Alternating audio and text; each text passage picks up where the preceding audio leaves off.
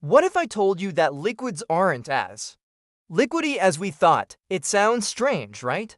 We learn in school about the three states of matter: solid, liquid, and gas. Solids have atoms locked in place.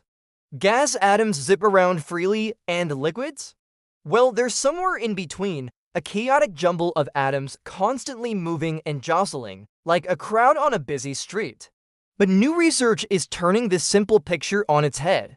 Scientists have just discovered something incredible. Even in a super hot molten metal, some atoms aren't moving at all. They're just stuck. This seemingly small detail has led to the discovery of a brand new, mind-bending state of matter, and it could change everything from the phones in our pockets to the quest for cleaner energy. To understand just how big a deal this is, we first need to appreciate how important solidification is. The way a liquid turns into a solid is a fundamental process that shapes our world. It's at the heart of how ice forms in the clouds, how minerals grow deep within the earth, and even how proteins fold inside our own bodies. Technologically, it's the foundation of countless industries. Think about the perfectly formed silicon crystals in our computer chips, the super strong metal alloys used in airplanes and skyscrapers, and the precise crystalline structures in life-saving medicines. The entire process hinges on that magical moment when randomly moving atoms in a liquid decide to line up and form an ordered, solid crystal. But what happens if something gets in the way?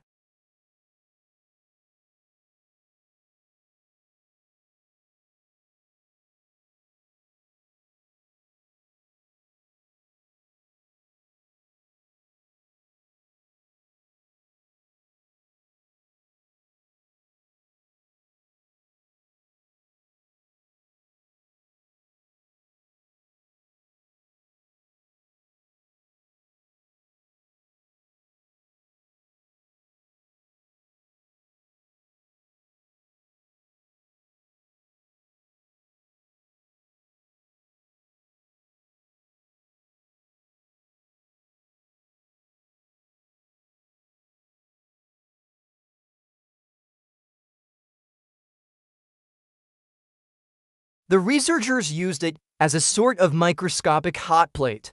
They placed tiny nanoparticles of metals like platinum, gold, and palladium onto the graphene sheet.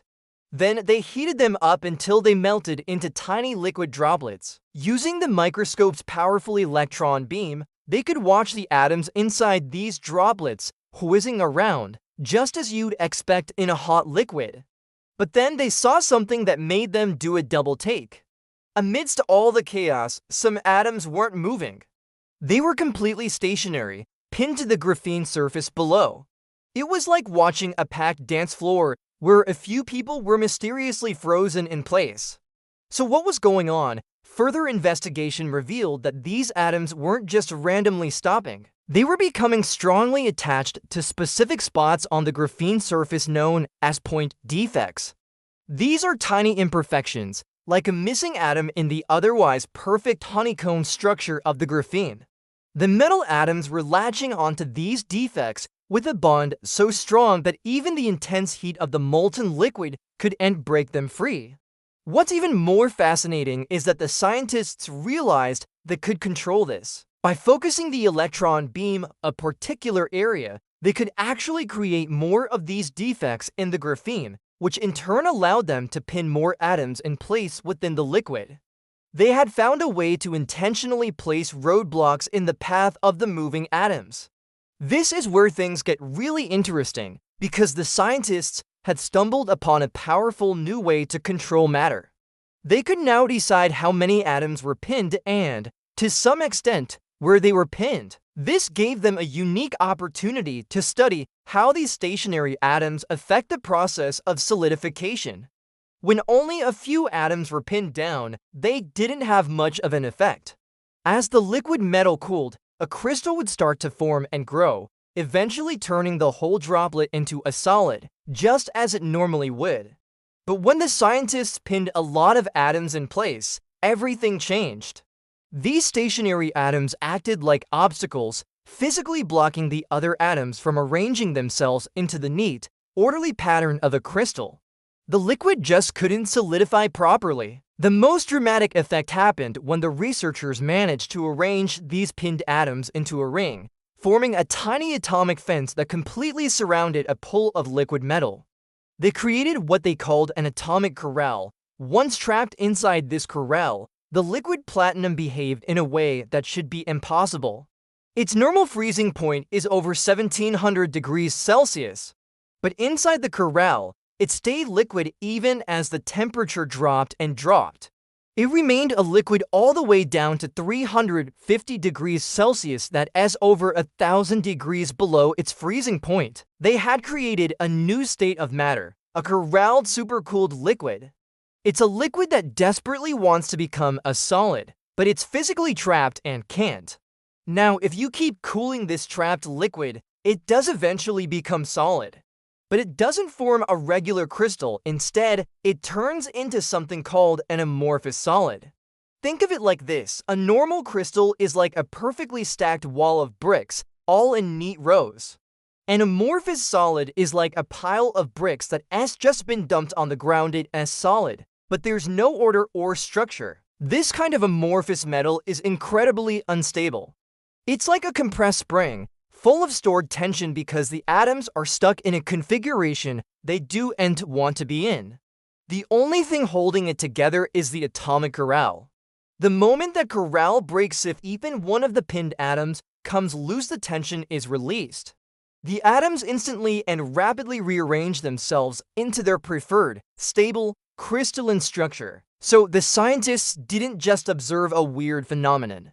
They discovered a whole new phase of matter, a strange hybrid that combines the properties of both a solid and a liquid. You have the stationary, pinned atoms acting like a solid framework, and the mobile, flowing atoms of the trapped liquid. This discovery is a huge leap in our fundamental understanding of materials, but the implications go far beyond the lab. Remember, the experiment used platinum on a carbon surface graphene. Platinum on carbon happens to be one of the most important and widely used catalysts in the world. Catalysts are substances that speed up chemical reactions, and they are vital for everything from producing clean fuels to cleaning up pollution in car exhaust systems. Experts in catalysis believe this discovery could revolutionize how we think about these materials. A catalyst's job depends on its surface, where reactions happen. If the surface can exist in this bizarre, confined liquid state, it could behave in completely new ways. It might even lead to the design of self-cleaning catalysts that are more active and last much longer. By controlling the number and placement of these pinned atoms, we could potentially fine-tune a catalyst's performance for specific tasks. This could make many industrial processes cleaner and more efficient, reducing waste and energy consumption. The idea of corralling things at the nanoscale isn't entirely new. Scientists have previously figured out how to trap photons, particles of light, and electrons.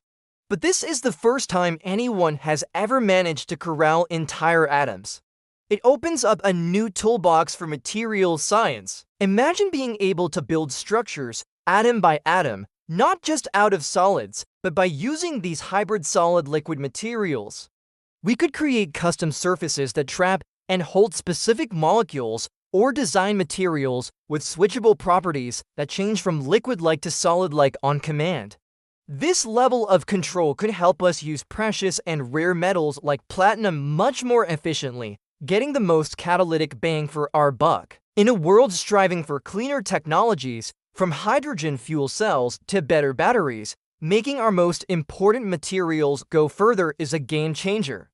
What started as a fundamental question, what really happens when a liquid freezes, has led us to a new state of matter and a powerful new method for engineering materials at the atomic scale.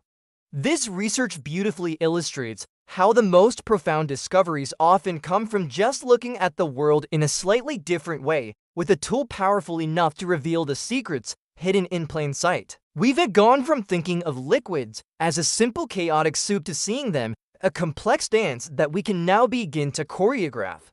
The future isn't just solid, liquid, or gas anymore. It's a whole lot more interesting. Thanks so much for watching. If you enjoyed this journey to the atomic scale, don't forget to like this video and subscribe for more deep dives into the science that is shaping our future. See you next time.